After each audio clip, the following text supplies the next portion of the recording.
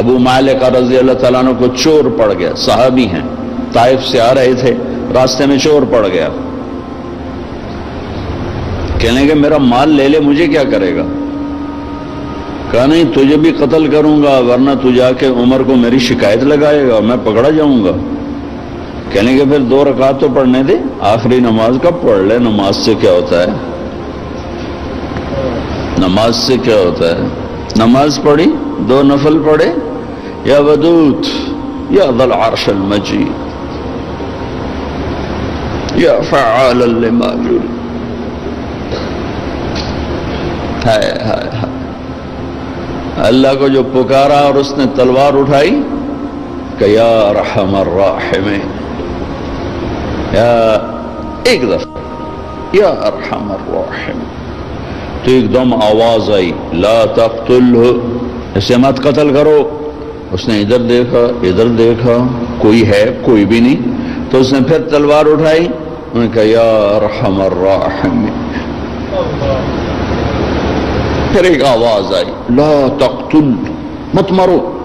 پھر اس نے ادھر دیکھا ادھر دیکھا، کوئی نظر نہیں آیا، پھر انہوں نے تلوار اٹھائی کہ یا ارحم الراحمین۔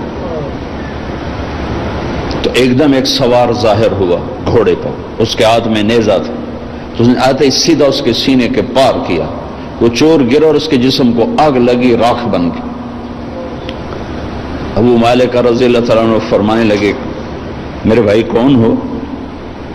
اللہ نے میری مدد کی تیرے ذریعے سے۔ یہ نہیں کہا کہ تو نے میری مدد کی، کہا اللہ نے میری مدد کی تیرے ذریعے سے۔ تو انہوں نے فرمایا ارے میرے دوست، جب تو نے اللہ کو پکارا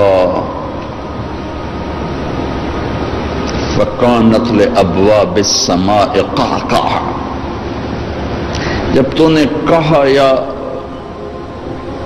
یا ودود یا ذا العرش المجید، جب تو نے یا ارحم الراحمین کہا تو 7 آسمان کے دروازے لرز اٹھے، کانپ اٹھے۔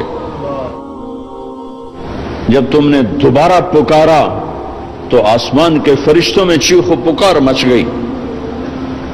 جب تم نے تیسری دفعہ پکارا تو میرے اللہ نے کہا کون ہے میرے بندے کی مدد کے لیے تیار؟ تو میں نے عرض کی یا اللہ میں تیار ہوں، کہ میں 7ویں آسمان کا فرشتہ ہوں۔ جب اس نے پہلی دفعہ تم پہ تلوار اٹھائی تو میں نے 7ویں آسمان سے پکارا لا تقتل، مت مارنا۔ جب اس نے دوسری دفعہ تلوار اٹھائی تو میں پہلے آسمان پہ پہنچ چکا تھا اور میں نے کہا لا تقتل، مت مارنا۔ اور جب اس نے تیسری دفعہ تلوار اٹھائی تو میں تیری مدد کو پہنچ چکا تھا۔ اور جو بھی اللہ کو ایسے پکارے گا اللہ اس کی مدد کو آئے گا۔ ایک آدمی نے دروازے کھلوا لیے، 50 لاکھ آدمی اکٹھے، دروازے کیوں نہیں کھل رہے؟ او بھائیو، ایک ہو پکارنے والا، عرش ہل جاتا ہے۔ یہاں 1 کروڑ پکار رہے ہیں،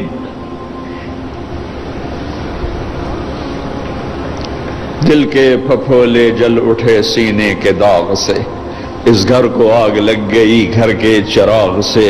حکومتوں کو گلہ نہ دو، سیاستدانوں کو گلہ نہ دو، فوج پولیس کو گلہ نہ دو، یہ دیکھو ہمیں اور اب کیا کر رہے ہیں۔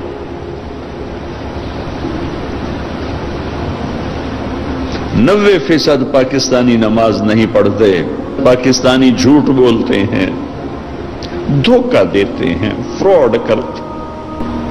پہلے ہم نے اپنی عزتوں کو نیلام کیا، پھر غیروں نے منڈیاں لگا لی۔ پہلے ہم نے مسلمان کی عزت کو داغدار کیا، پھر غیر خریدار بن گئے۔ غیروں کو گلہ نہ دو، تو ادھر ادھر کی نہ بات کر، یہ بتا کہ قافلہ کیوں لوٹا، مجھے راہزنوں سے گلہ نہیں، تیری راہبری کا سوال ہے۔ جب کبھی امت تھی تو راجہ داہر کے ڈاکوؤں نے ہمارا قافلہ لوٹا۔ ایک لڑکی نے کہا یا للحجاج، حجاج ظالم، کوئی ہماری تاریخ کا اچھا انسان نہیں، ہماری تاریخ کا کوئی قابل ذکر انسان نہیں، ظالم۔ یا للحجاج، اے حجاج تو کہاں ہے؟ بصرے کا، عراق کا گورنر تھا، چند لوگ جان بچا کے بھاگ نکلے تھے، وہ پہنچے تو انہوں نے حجاج سے کہا کہ ایک لڑکی نے یوں پکارا تھا، تو وہ کھڑا ہو گیا کہ لبیک یا اختی، لبیک یا اختی، لبیک یا اخت، میری بہن حجاج حاضر ہے، حجاج حاضر ہے، حجاج حاضر ہے۔ آپس میں عزتیں محفوظ تھیں، غیروں نے عزت پہ ڈاکہ ڈالا تھا، تو ایک بدماش کھڑا ہو گیا، کوئی تاریخ کا اچھا انسان نہیں ہے، بدماش، بنو امیہ کا چھوڑا ہوا بدماش تھا۔ عبد الملک ابن مروان تو مر چکا تھا، ولید اسی نے اس کو مسلط کیا تھا، اور وہ ولید کا زمانہ تھا۔ ایک لڑکی کی پکار پر اس نے قسم اٹھائی، نہ چارپائی پہ سوؤں گا، نہ بیوی کے قریب جاؤں گا جب تک اس بچی کے میں آواز کو نہیں پہنچوں گا۔ یہاں موبائل پہ قتل ہو رہے ہیں، کون قتل کر رہا ہے؟ حکومت کا کیا قصور ہے؟ حکومت کتنے سپاہی کھڑے کرے؟ اللہ کو ساتھی بناؤ، اللہ کو ساتھی بناؤ، اللہ پہرے پر آئے گا تو یہ کام ہوگا۔ ہماری حکومت بیچاری 5 لاکھ سپاہی ہیں، اندازاً کہہ رہا ہوں 18 کروڑ پر کیسے نگہبان بن سکتے ہیں؟ پہلا لشکر بھیجا، ایک لڑکی کی پکار پہ اس لشکر شکست ہو گئے، اکثر شہید ہو گئے۔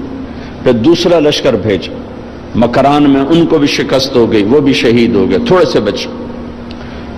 تیسرے لشکر کے لیے ولید بن عبد الملک کے نے اجازت نہ دی، کہا نہیں میں نہیں اجازت دیتا، اتنا تو نے میرا نقصان کر دیا، 2 لشکر تباہ کر دیے ایک بچی کے پیچھے۔ حجاج نے کہا کہ مجھے برائے مہربانی اس دفعہ آپ اجازت دے دیں، جتنا خرچہ میں خزانے سے لوں گا اس سے دگنا میں خزانے میں واپس کروں گا۔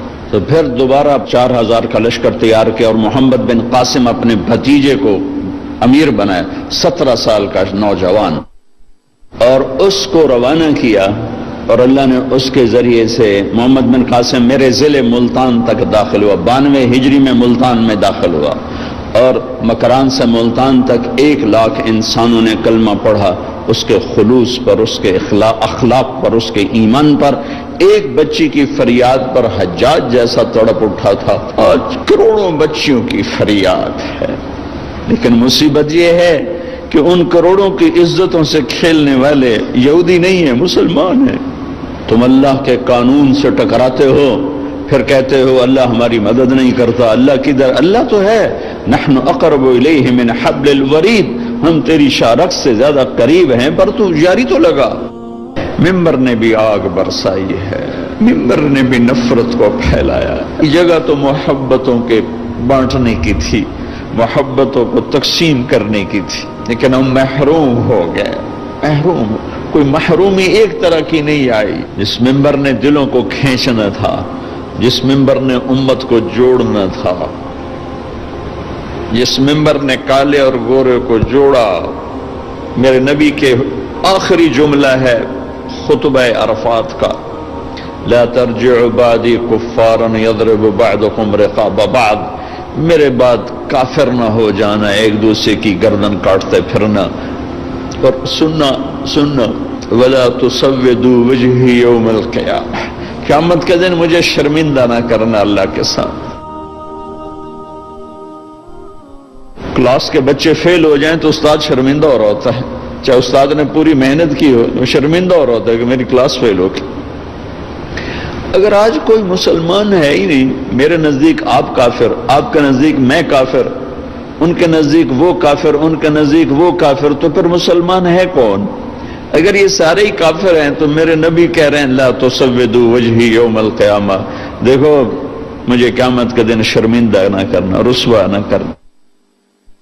میں یہود کا گلہ کیا کروں کہ وہ ہمارے گلے کاٹ رہے ہیں، میں ان کا کیا کروں جو روز کراچی میں لاشیں گرا رہے ہیں؟ وہ یہودی ہیں جو پنجاب میں لاشیں گرا رہے ہیں، جو سرحد میں لاشیں گرا رہے ہیں، جو سندھ میں لاشیں گرا رہے ہیں، جو بیویوں کے منہ پہ تیزاب پھینک کے انہیں دردناک عذاب میں مبتلا کر رہے ہیں، یہ یہودی ہے؟ عیسائی ہے؟ جہیز نہ لانے پر بچی کو جلا رہے ہیں، یہ یہودی ہے؟ بیٹی پیدا ہونے پر اس کے منہ پہ تیزاب، پڑھو اخبار کی خبریں، میرے اپنے علاقے کا واقعہ، خاتون آئی، چہرہ جلا ہوا، دیکھا نہیں جا رہا تھا، بیٹے کا بھی اس کا بھی، کیا ہوا؟ کہ میرے مرد میرے اتنے تیزاب سٹ چھڑے، مرد ہمارے یہاں خامد کو کہتے ہیں، یہ تیزاب ڈالنے والا یہودی تھا۔ پہلے ہماری نسل کو مسلمان نے کاٹا، پھر غیروں نے کاٹا۔ پہلے مسلمان نے مسلمان کو لوٹا، پھر غیروں نے لوٹا۔ پہلے مسلمان نے مسلمان کے گھر جلائے، پھر غیروں نے جلائے۔ پہلے مسلمان نے مسلمان کی عزتوں کو اور پگڑیوں کو اچھالا، پھر غیروں نے اچھالا۔ پہلے مسلمان نے مسلمان کے مال پہ ڈاکے ڈالے، پھر غیروں نے ڈاکے ڈالے۔ پہلے مسلمان نے مسلمانوں کے بچے ذبح کیے، معصوم بچے اٹھا کے ذبح کر کے گلی میں پھینک جاتے ہیں، بوریوں میں بند کر کے پھینک جاتے ہیں۔ یہ اسرائیل کے یہودی ہیں؟ کون ہیں؟ کہاں سے آئے ہیں؟ حرم شریف کے اندر جیبیں کاٹتے ہیں، عیسائی ہیں، سکھ ہیں، سارے شہروں میں عزتیں نیلام ہیں۔ یہ اڈے کون چلا رہا ہے؟ یہ شراب کے اڈے، یہ زنا کے اڈے کون چلا رہا ہے؟